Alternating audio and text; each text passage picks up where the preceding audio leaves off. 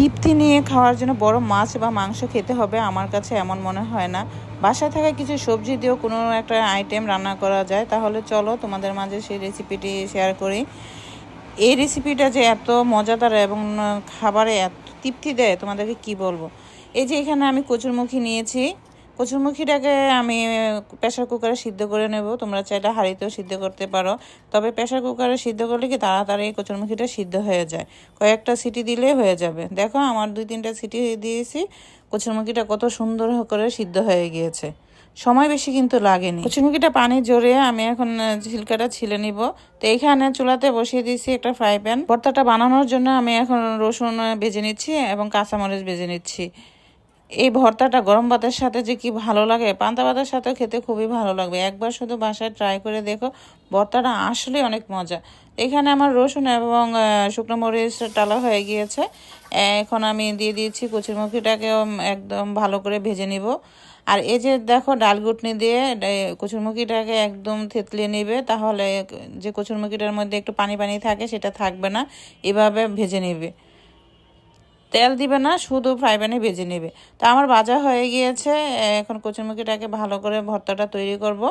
এখানে ধনেপাতা নিয়েছি আর যে মরিচটা নিয়েছিলাম এবং রসুনটা ভেজেছিলাম, সবগুলো একদম মিক্স করে কচুরমুখীটা দিয়ে ভর্তাটা তৈরি করব।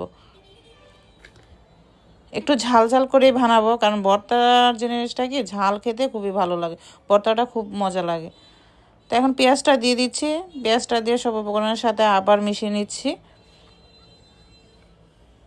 মেশানো হয়ে গেলে কচুরমুখীটাকে দিয়ে এর যে রসুন, শুকনো মরিচ এবং পেঁয়াজটাকে আমি নিয়েছিলাম তার সাথে মিশিয়ে দিচ্ছি।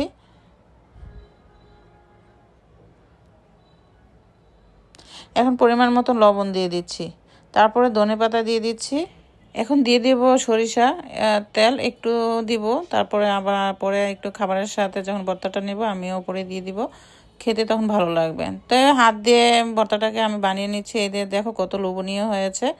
উফ, আমার তো আর তর্স হয়েছে না, মনে হচ্ছে এখনই খেতে বসে যাই। দেখেছো কত মজাদার এবং লোভনীয় লাগছে। এই যে দেখো কি লোভনীয় লাগছে না? তো যাক, তোমাদের সাথে কথা বলতে বলতে আমার ক্ষুধা লেগে গেছে, আমি খাবার নিয়ে চলে আসলাম। এই যে দেখো ভাত আর এই যে সিম তরকারি নিয়েছি। শীতকালে তো সিম খেতেও খুবই ভালো লাগে। উফ, আমার যে কি ভালো লাগতেছে। এই যে লেবুর রস দিয়ে যখন ভর্তাটা মেখে ভাতের সাথে মুখে দিব, উফ, কি যে একটা মজা লাগবে। খেতে খুবই মজা।